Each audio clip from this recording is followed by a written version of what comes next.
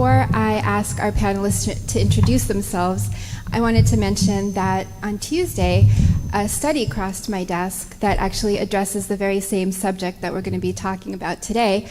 So I thought I would just highlight three main findings from the study. So the study is from the Gina Davis Institute on Gender in Media, and also by the Lyda Hill Foundation, which is, the Lyda Hill Foundation is a Dallas-based nonprofit that supports scientists, scientific research, and also STEM education. So the study was an in-depth analysis of the way that scientists are portrayed today in film, on television, and including streaming media services like Hulu and Netflix. It looked at the years 2007 to 2017. And so it found that portrayals of women in STEM careers have not improved in the last 10 years, that more than 70% of STEM characters are white, and that the percentage of minority STEM characters has actually dropped. It dropped between 2016 and 2017. There's also an incredible lack of diversity in the kinds of STEM fields that are portrayed. So not surprisingly, the vast majority of STEM characters are doctors, surgeons, and forensic scientists. So now I'd like to have, so our panelists here are actually working to correct all of these deficiencies. So it's a really timely panel and a timely study. So I wanted to ask them to please introduce themselves, starting with Angie. Hello, everyone. Thanks, Anna. It's so great to be up here with all of you in conversation with all of you. My name is Angie Prindle. I'm the series producer for a PBS Kids show called SciGirls, and I work at Twin Cities PBS, also known as Twin Cities Public Television in St. Paul, Minnesota. I'm here representing, I work on the media side of the team, leading our content creators around creating episodes with girls who are mentored by amazing STEM role models, but I'm also, is that a little better? I'm also representing the rest of my team who works on the education arm of the work that we do. So, role models rock. I think we all know this, but just in case we don't. SciGirls is a PBS Kids television show. We're funded by the National Science Foundation. We also have digital content on pbskids.org, as well as PBS Learning Media, and we have multiple outreach programs for youth and educators all around the country. So, yes, we serve millions of kids, educators, and families. That is our audience for SciGirls. On the air, we air on PBS Kids stations, PBS stations nationwide. We're in 92% of U.S. households. And our show, they are half-an-hour episodes that feature real girls, not actors, but real girls who are bright and curious and want to solve some sort of STEM problem or do a hands-on engineering design activity or a science inquiry project. And the girls work hand-in-hand with a real-life female STEM professional as their role model and mentor. And this we call them mentors in the episode. They work to guide the girls, they give them inspiration, they provide expertise, and it's just a way of making these mentors accessible to the girls that they're working with. Okay, so we have a website on pbskids.org that has games, interactive activities, videos there as well. We're really grateful that we are on the PBS Kids platform because our show and content is seen by millions of visitors annually who come to the PBS Kids website. We recently learned there's actually 20 million streamed episodes of SciGirls per month, so that was exciting for us to have that kind of amplitude. On the ground, we have outreach programs that engage kids and educators. We have a SciGirls Connect program. It's an outreach network of over 200 partners around the country from informal science learning environments, camps, clubs, zoos, museums, any place where science learning takes place and engages kids on the ground. So we have a train-the-trainer model there where we train trainers who then go out and train educators. So we've had about 3,000 educators trained who then go out into their communities and provide training, who do gender equitable learning activities, STEM learning activities with girls and boys. About 60,000 different kids have been engaged with these programs. And I want to shout out to one of our partners who's in the room right now, Trisha Berry, from the Department of Women in Engineering at the University of Texas at Austin. So, yes, she's one of our favorites. Thanks for being here. Role models is at the heart of everything we do. There is so, as Anna was mentioning with the latest research that came out, our work is founded on almost 30 years of research that shows that role models are so effective and essential to engage girls. The motto down there in pink, if she can see it, she can be it. That is not one of our branded mottos, but we love it. It's actually from the Gina Davis Institute on Gender and Media, and it so perfectly captures that idea that for a girl to be able to envision her pathway by seeing a role model out there in the world who looks like her is so, it's an amazing opportunity and can really influence girls. Yeah, what else can I say on that? Well, role models are very important, and I'll continue to talk more about it. Now I will show you a clip of SciGirls. So we have two different clips here. We have a clip of our series, so you'll see a couple different episodes of girls working on a hands-on STEM project. Then there'll be a short break, and then you'll see a couple clips of role model videos. Within the past couple years, we've really gotten into creating a library of videos featuring different women in STEM profiles and sharing her story, sharing how she got into her pathway, trying to dispel all the stereotypes out there, the negative stereotypes that exist around women in STEM, and put a face to it and hopefully be able to inspire more kids, girls. By the way, we are SciGirls, but I must say, we're girl-focused, but boy-friendly, and all of the work that we do is based on research practices that has proven to be really effective in engaging girls, but is also great for engaging boys and all learners. So, SciGirls! You got a fishy situation, and we need some help. So how are we supposed to figure out if these oyster reefs are actually working? We get to build an underwater robot. I play apps all the time. I never even dreamed that I would be able to make one. An eco-friendly ice cream maker that's powered by your feet. It's fine when you're just looking at it on paper, and then to see it like right out there in the world, it's really a great feeling. It tastes like satisfaction. This is like one of the coolest experiences I have ever had. We got a promotion! I feel really happy that everything works. This whole experience was just awesome. SciGirls! I've had the reaction from people that are meeting me for the first time. Are you really an engineer? And it's like, yes, I am a female and a Latina, which is not the face that you see for engineer. I'm very fortunate to be able to serve the community, literally saving lives.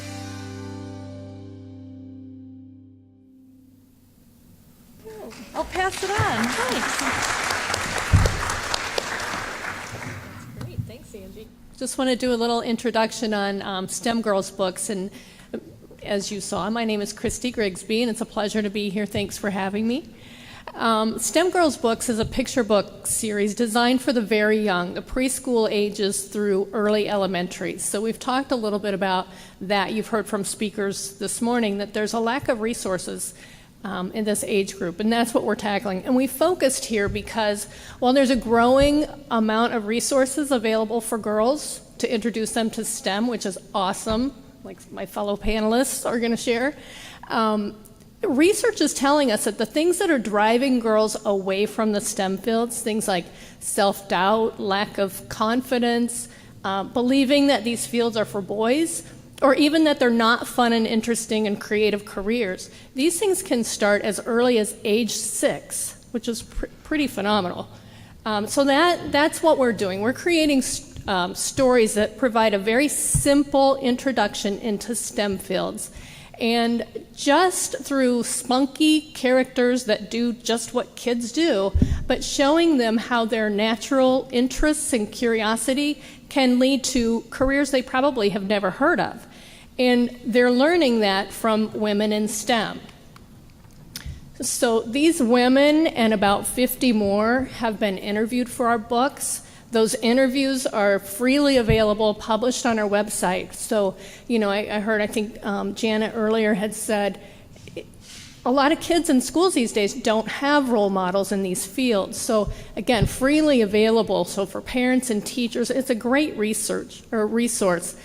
These women are doing amazing things. And we asked them things like, what kind of traits do you think indicate a strong aptitude or interest in STEM fields? What kinds of things did you do as a child? What toys did you play with? And my favorite is, how do you describe your field to a 5-year-old?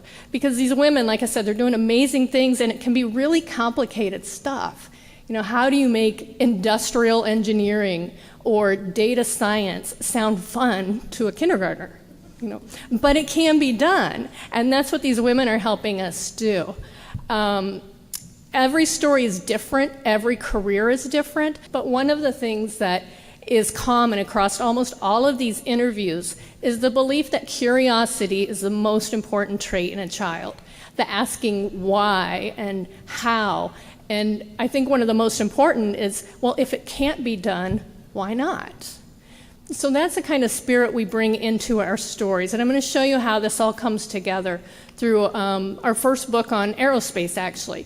It's called Sophie and the Airplane. Now, Sophie is just an ordinary kid, slightly obsessed with a toy. She loves airplanes. She loves to think of flying, dreaming of space. I think a lot of us know kids like this who just look out there and wonder what's out there in that big, wide space. We go with Sophie on her first airplane ride. She's full of questions. She gets to visit the cockpit. And then that question that says, well, can this fly to the moon? In her eyes, it should be possible. But of course the answer is no. But it doesn't deter her. She keeps dreaming. And as she goes back to her seat, she says to herself, well, maybe someday it will. And it might as well be me who does it. And that's the spark of hope, the spark of possibility that we try to leave with every story. But I think the real magic of these books is at the end, they actually meet a real woman in STEM who is working in this field.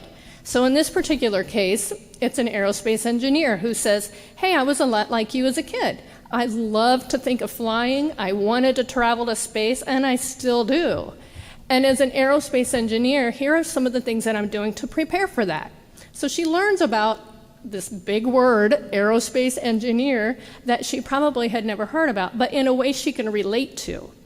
And the parting words here are, who knows, I might even get to build the next Mars rover, or maybe one day it could be you.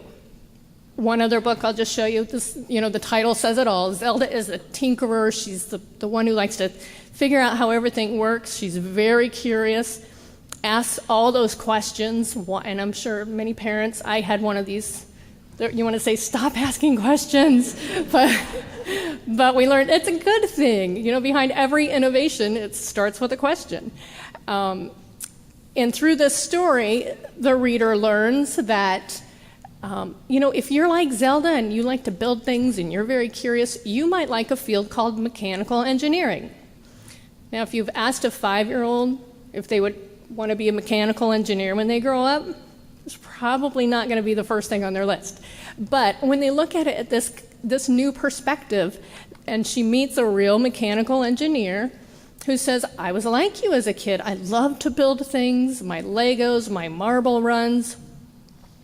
And as a career, mechanical engineering is really cool because we get to design and build things like toys and robots and cars and bicycles. So it's a new perspective. And, like I said, she probably never heard of that career before, but it gives her a new, maybe the next time she's building her Lego castles, these are the kinds of things that she will be thinking about. But most of all, I think what we try and get out of these books is that initial awareness, and by the time they are introduced in middle school and high school to these formal programs, it's like Kazike said earlier today, it's, of course I'm interested, it's who I am. So that's STEM Girls Books.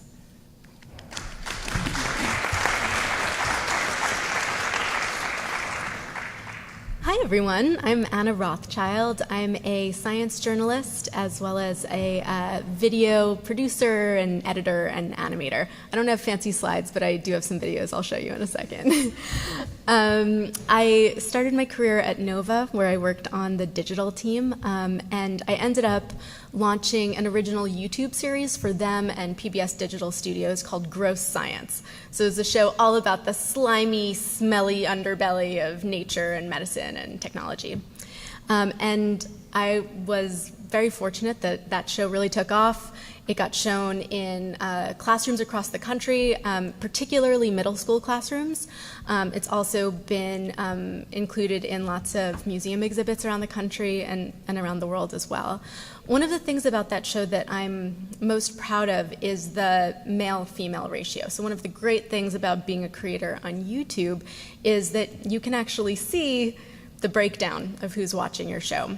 And one of the upsetting things about being a creator on YouTube is that, especially in the education space, the audience is highly male. So in an informal survey that I've done of other education channels, in particular science channels on YouTube, it is not uncommon to see a 95-5 male-female breakdown. Good is sometimes like 80-20. Gross Science hovered around 60-40 male-female, and sometimes even balanced out to 50-50, though I would say 60-40 was pretty normal. I think that in part that's because the show had a female host. I also think that it probably had to do with the types of videos I was making. I'd be happy to talk more about that later on. But anyway, I recently, about a year ago, started a new venture. I moved over to the Washington Post, where I was brought on to be part of a team to help reach new audiences through video. And my goal in particular was to reach young people making videos about science. So I thought about what sort of show I wanted to make. And I wanted to make a show that would appeal to both parents and kids, something that could be watched together, so that my video could be a jumping off place, so that the parents could then become the ambassador of science for their kids. And I wanted to make a show that had an interactive component, so people old and young could call in, so to speak, and ask a question that I could then answer. And I also wanted it to be a variety show, so you never knew what you were going to expect. Maybe there'd be a song, maybe there'd be an interview with a scientist, maybe there'd be a fun animation. So just to give you a little sense, here's just the intro with the theme song showing, showing sort of my magical lab at the Washington Post.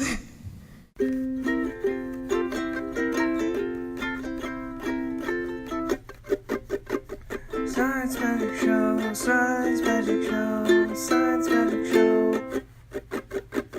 Science Magic Show, Science Magic Show, Science Magic Show. Hooray! So that was for my first episode. It's all about why we have butts. If anyone's interested, highly recommend you go watch.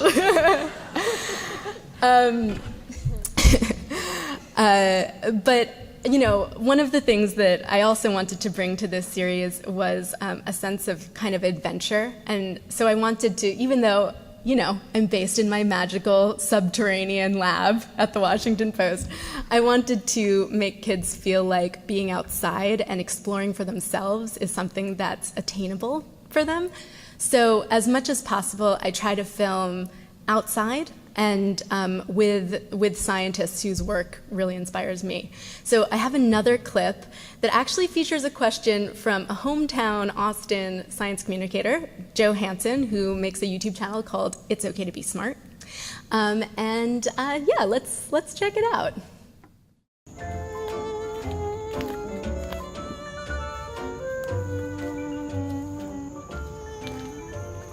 Hey Anna, it's your old friend Joe Hansen from It's Okay to Be Smart. Oh, hey Joe. So the other day I saw this bug that had, I don't even know how many legs, but I'm pretty sure it was too many legs.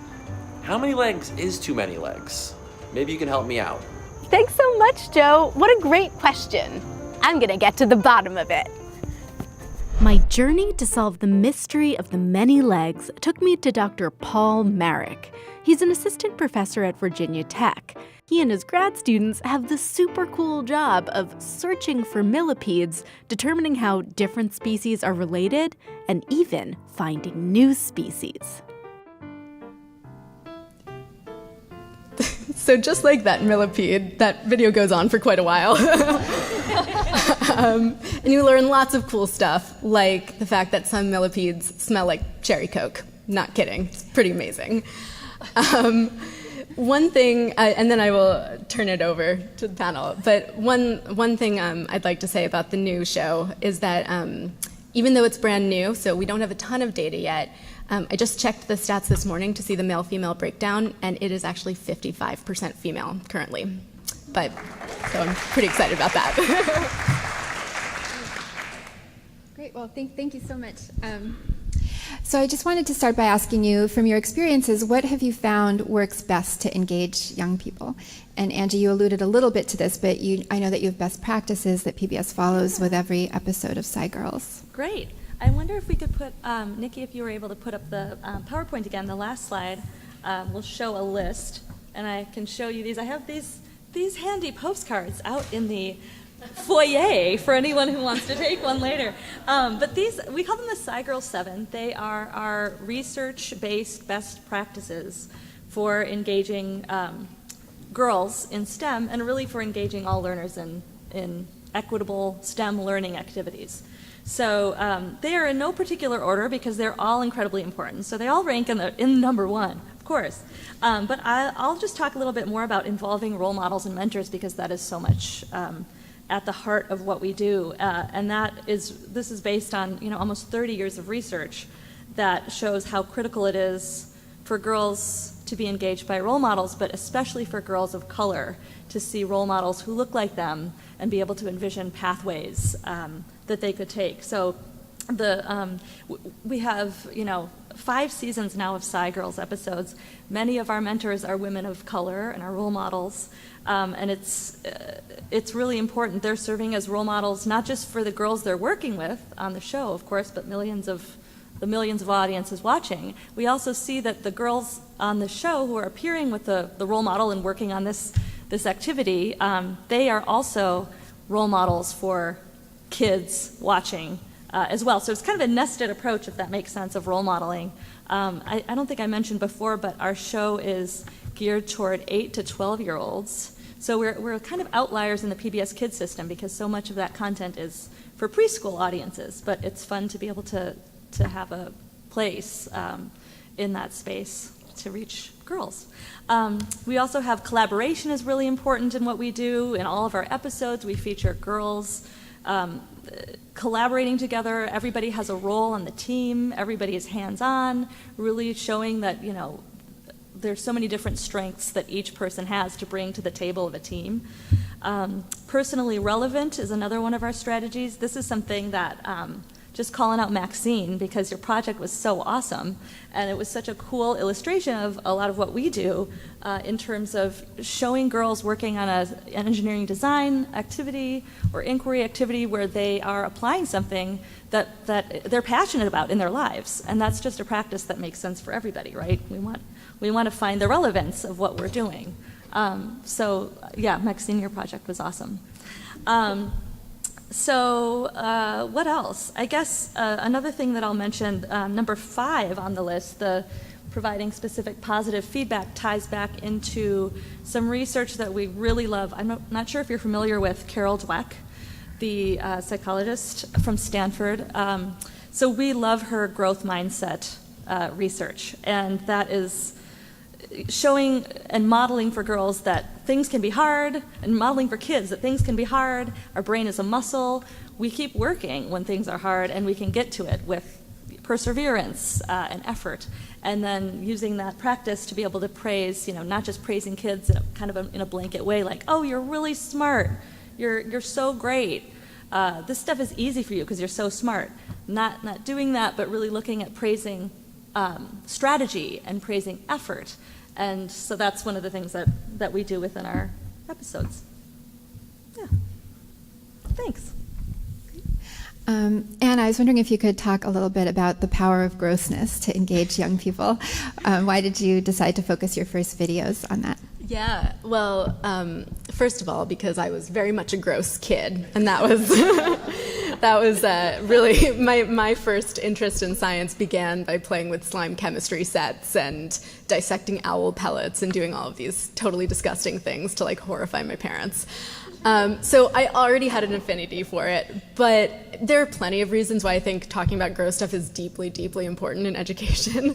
But one that I guess, like to focus on is the fact that, like, if you really think about it, humans are totally disgusting creatures. Like, while Angie was talking, I just needed to, like, sort of move away from the mic to burp quietly because we just ate lunch, you know what I mean? And so there's, like, you know...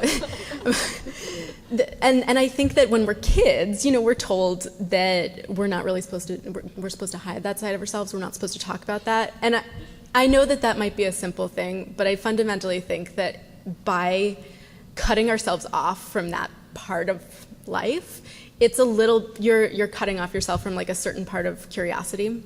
And so I think by talking about these kind of taboo subjects in my first series, it was a way to make kids feel like, you know what, inquiry is beautiful. It doesn't matter if you're talking about poop or if you're talking about, you know, like a disgusting sea slug. Like, all inquiry is a beautiful thing, and let's revel in that. So that's one reason, but if you want to talk more about gross stuff, let me know.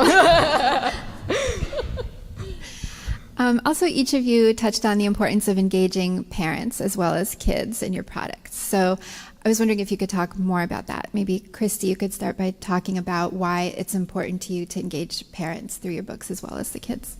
Sure. For me, that was one of the mission critical things, is to make sure that we're informing parents too, because these books, while we say they're for early readers, they're really intended to be enjoyed together. You know, these words like, you know, chemistry and, you know, these are not early words. But more importantly, I mean, we're at a STEM summit. We all know the opportunities out there, but by and large, most parents don't, unless they're working in these fields, and it's not just parents, it's any of us. Unless you're working in these fields, you just don't know what's out there. And I was one of those, actually. You know, when my daughter was a freshman in high school, her math teacher said, hey, you know, you should look into engineering. And she said, what's an engineer? And her math teacher couldn't answer her. So, of course, she came home. Hey, Mom, Mr. Job says I should be an engineer. What is that? Like, I thought I knew. I have friends who are engineers, for goodness sakes. But I just couldn't describe it in a way that those bright-eyed, you know, the waiting for something, you know, a magical, this is going to be my career, and I didn't know what to say. So, you know, I think the point is driven home by this. There was a study in the UK, and I think it was 2016, so it wasn't that long ago, but I don't think things have changed too much. But it was from the Institution of Engineering and Technology, and they surveyed parents and said, do you think an engineering career would be appealing to your daughter?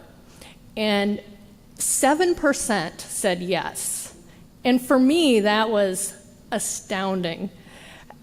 So I guess that's why I say these books are as important for parents and the interviews that are out there on the website as they are for the children. Yeah, and from this new study that I cited when I was up at the podium, I think only like 3% of STEM professions portrayed in the media are engineers. So it would be, you know, it's hard for people to understand exactly what an engineer does. Okay, and I mean, and Angie and Anna, you've both also said that it's important to involve parents. Is there anything else you wanted to add to what Kristi said? I think the one thing I could add is, you know, some of the work that we've been doing with SciGirls has been really specific projects around cultural competency for specific audiences. So our 4th season was focused on engaging the Latino community, and the girls in our episodes are Latinas, featuring Latina mentors as well, and really looking to lift up the possibilities of careers out there, knowing, for example, that, you know, in Hispanic and Latino families, there's a lot of co-viewing, and trying to embrace those culturally responsive practices by being able to build resources for entire families. I guess the only thing I'll add, and I feel like both of you already covered this, is just that I think a lot of parents are actually terrified of science and math, and that, you know, to be able to give them the tools at least to see it as a fun adventure is part of what I want to be doing with my work. So even if they don't feel like they can be the ones to explain the complex concepts to their kids, to feel like they can go out with their kids and have an adventure that has something to do with science or nature or math or engineering, like that it's something that is fun and accessible to them as well. It will only reflect well on their children. I don't think I said that very well, but I think you guys get what I mean. And I'll just add one more thing. It's also to advocate for their kids. You know, schools, teachers, they can only do so much. And I just want to share a little something that I came across recently. On Twitter, there was a mom who shared, and she's a woman in STEM. She had shared how upset she was that her daughter came home from school. She had gone to school for a high school career fair. She had signed up for the engineering talks, and when she got there, the teacher said, "Oh, you know what, this was all boys. I took your name off and I put you in the child care discussion." This was September 10th. So it's, you know, this isn't, I know the mouths are dropped. I won't share the explicits that came after, how angry she was. But this stuff is still happening. We're in a very progressive city here in Austin. A lot of us come from very progressive cities. But we've still got a long ways to go, and the stuff is still happening. So, you know, parents, teachers, the more resources we can get to educate and inform and engage, the better. We have a long way to go. How do you think that STEM media role models have evolved over time, you know, from what was available maybe when any of us were small to now? There are far more diverse role models available to kids, in part just because of how society has changed, but in part also because of the platforms that have arisen. I mean, before you could self-publish, you wouldn't have been able, like, the number of women who are on YouTube or Instagram who are talking about science, like, you wouldn't have ever been able to find that many people who are in the spotlight. So, yeah, technology and just society have allowed there to be far more women and people of color publishing content about science and math. I think back to when I was a kid and watching Mr. Wizard and Bill Nye, and they were awesome. Don't get me wrong, but they're great guys. But I don't really recall a lot of women in STEM roles that were on the mainstream stage that were on my radar, at least growing up in Wisconsin.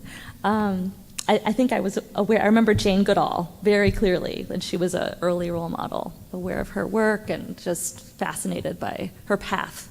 But they were just few and far between. So it's exciting to see all the innovation and evolution of this work.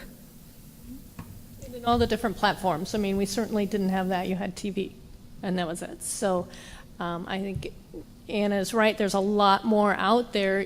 It's just, I think, a different way of finding them. Yeah.